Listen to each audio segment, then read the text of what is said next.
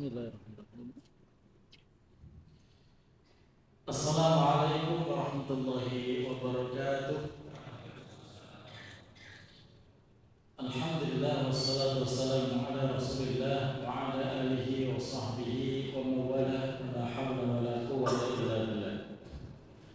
Jamaah sekalian, alhamdulillah pada malam hari ini kita semuanya masih diberikan kemudahan oleh Allah Subhanahu wa taala untuk ke masjid melaksanakan qiyamul Ramadan.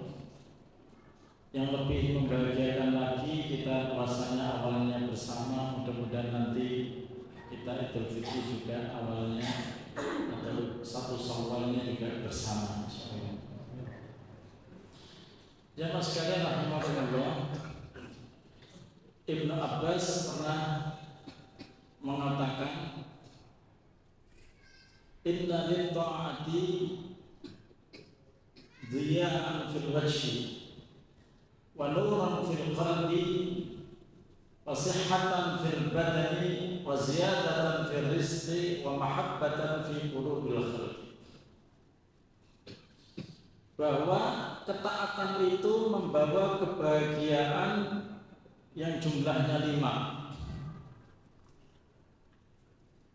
Dan ini dirasakan menjadi kebahagiaan dunia sebelum kebahagiaan akhirat.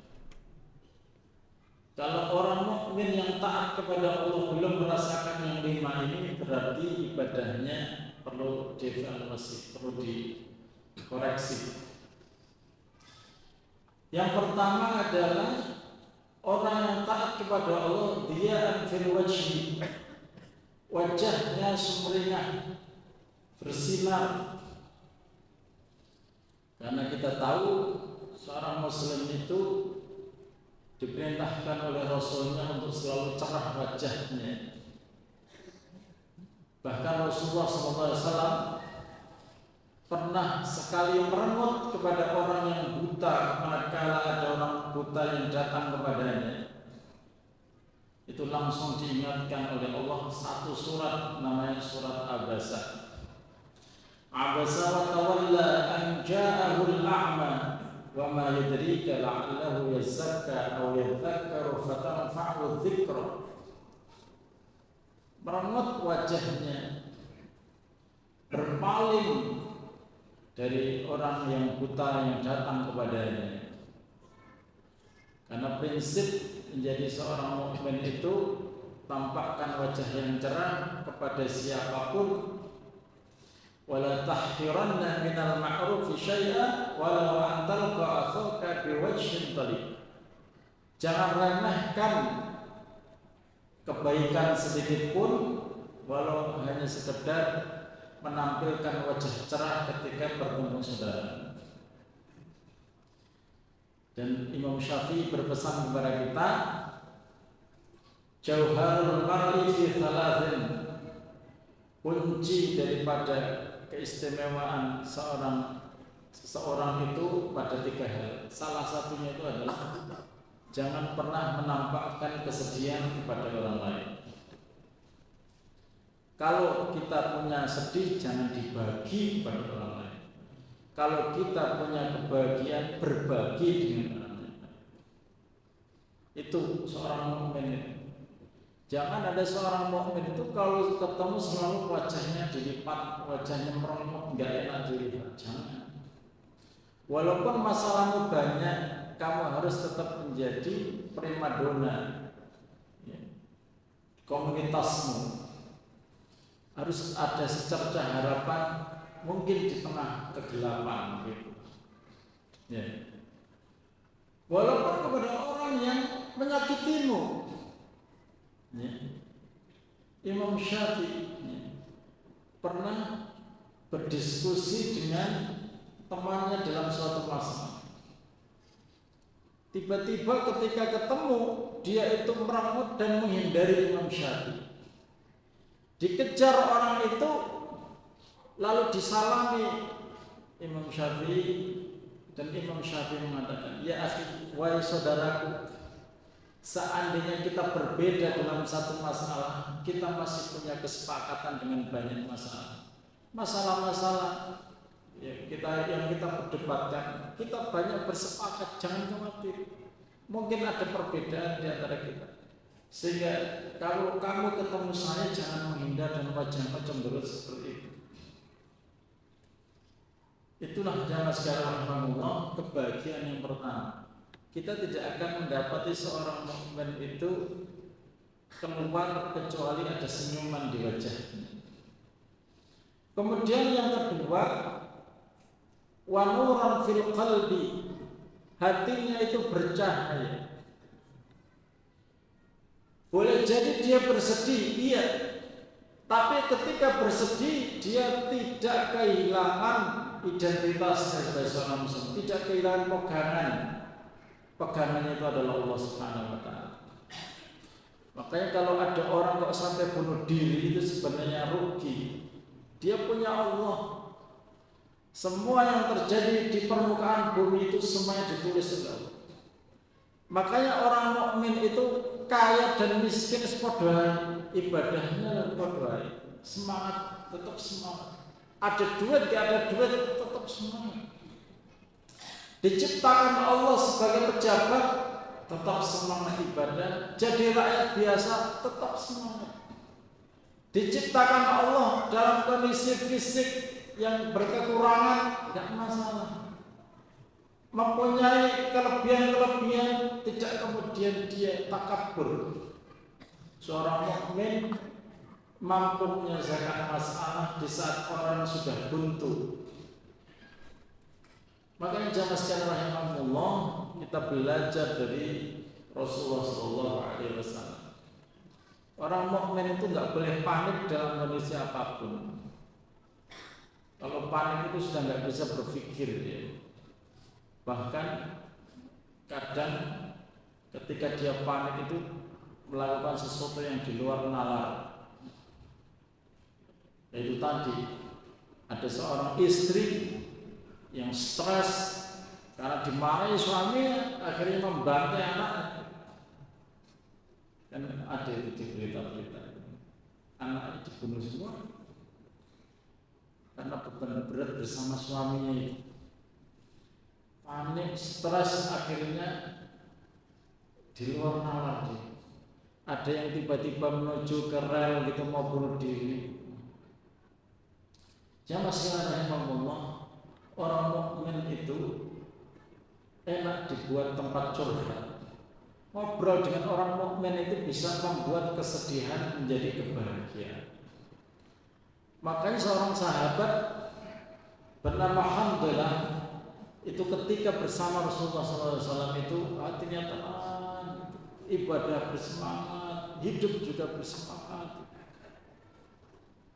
Jadi itu kalau ketemu orang yang mukmin itu harus begini. Jangan ketemu orang mukmin malah hatinya semakin kalur, sedih dan lain sebagainya. Hatinya itu bercahaya. Dan dia meyakini bahwa Allah lah tempat yang meminta. Jadi tidak pernah kehilangan pegangan itu. Kemudian yang ketiga, wasihatan fil badan. Seorang mukmin itu fisiknya sehat. Kenapa? Karena makanannya itu pilihan. Dan dia itu ketika makan, kalau misalnya ada makanan yang membahayakan, dia tidak akan memakannya.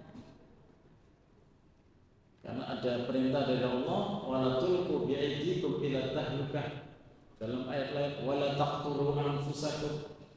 Jangan kau bunuh dirimu sendiri, jangan kau lemparkan dirimu dalam kerusakan. Makanan yang baik-baik.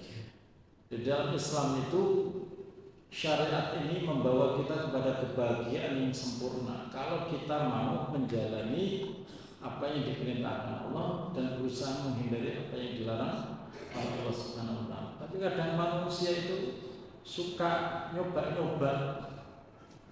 Kayak bapaknya dulu, kayak nenek moyangnya Adam itu.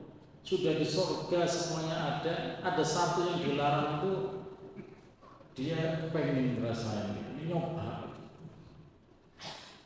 Ya, akhirnya kita semuanya kena getahnya diturunkan di permukaan bumi. Padahal kita sudah enak-enak di surga. Nabi Adam ketika diprotes Nabi Musa di dalam sebuah hadis itu, engkau itu bapak kami tapi kok teledor sampai makan buah yang seandainya engkau tidak makan, kita kan masih di surga. Kata Nabi Adam, itu sudah takdir kita, sudah takdir kita. Nabi Musa masih juga takdir kita itu kesalahan kamu itu. Itu debatnya itu ada di hadis Bukhari. Jadi Adam itu membela dirinya, tetap membela dirinya. Gitu.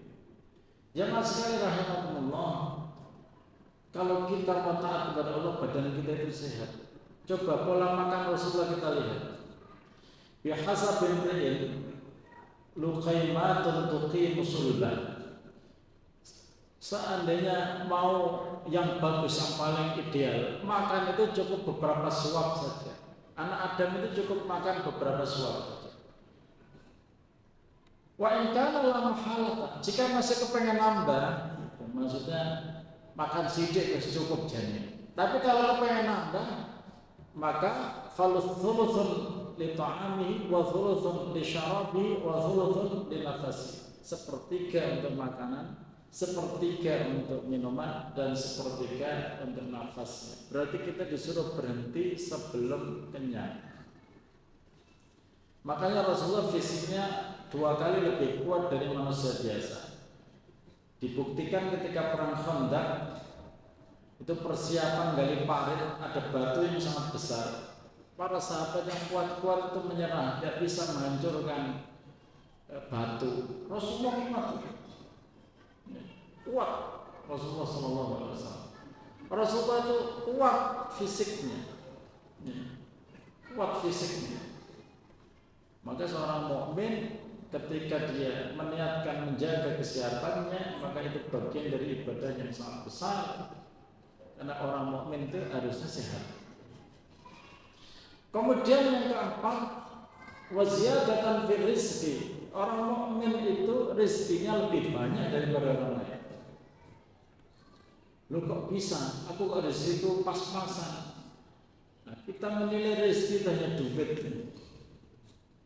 Banyak rezeki yang diberikan kepada kita yang wujudnya dia materi.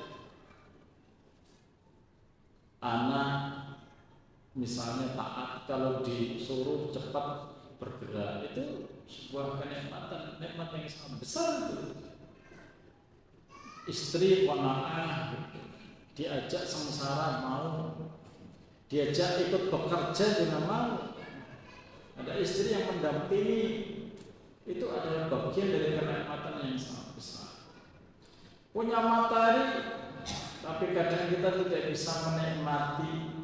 Punya anak, justru malah kena narkoba, susah untuk dikasih tahu. Itu siksa kalau boleh dibilang, itu bukan nikmat.